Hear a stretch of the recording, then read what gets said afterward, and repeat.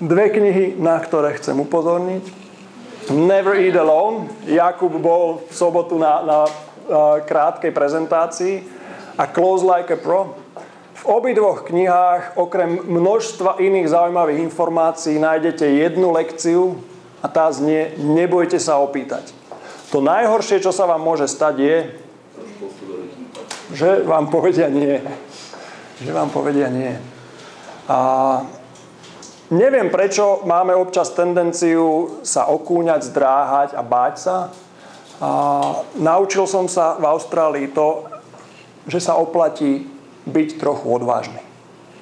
A tak vďaka Simone a Jane som sa postupne dostal do skupiny ľudí, Slovákov a Poliakov, ktorí mi nesmierne pomohli.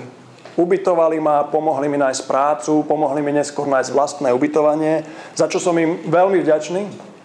A ja som pochopil ďalšiu lekciu.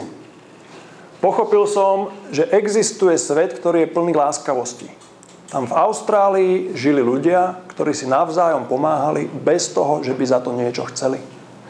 Tam v Austrálii boli skupiny ľudí, na ktorých, keď sa neznámy človek obrátil a povedal: neviem nájsť prácu, nemám ubytovanie, mám problémy so školou, tak oni zdvihli telefón, obtelefonovali svojich známych alebo mu priamo pomohli. A nič za to nechceli. Tam som sa prvýkrát stretol s konceptom kolujúcich láskavostí, a keď sme sa vrátili späť k tej knihe Never Eat Alone, aj Kate Ferrazzi hovorí o tom: dávajte veci len tak, nič za to neočakávajte a tie láskavosti budú kolovať po svete. A možno sa vám jedného dňa vrátia, a možno ani nie vám, ale niekomu, koho máte radi, sa vrátia, proste budú lietať vo vzduší a budú kolovať. A pre mňa bolo nesmierne príjemným zistením, že existujú ľudia, ktorí robia láskavosti, robia ich len tak.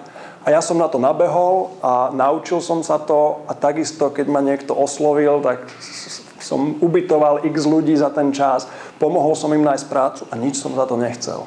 Beriem to na jednej strane ako vďaku tým, ktorí mi pomohli, a na druhej strane ako zálohu pre tých, ktorí si túto láskavosť zobrali, aby ju posúvali ďalej. Ako je to s tými 3 grošmi?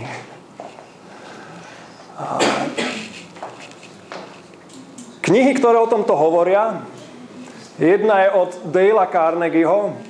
A ja predtým, než som ju čítal, tak som z nej mal pocit, že to je kniha, ktorá asi učí ľudí manipulovať ostatnými. Lebo sa volá Ako si získať priateľov a ovplyvňovať ostatných. Pravda je taká, že celá kniha je postavená na tých základných, najlepších a najpríjemnejších princípoch, že máte byť na ostatných dobrí, že si ich máte vážiť, že im máte pomáhať. A vrelo ju odporúčam každému. Tá kniha už bude mať 100 rokov. Všetky veci, všetky myšlienky, ktoré sú v nej napísané, sú platné dodnes a ja s nimi veľmi, veľmi súhlasím. A kniha, ktorá sa volá The Go-Giver, a jediná z tých uvádzaných kníh je dokonca tu vystavená a môžete si ho od nás aj kúpiť.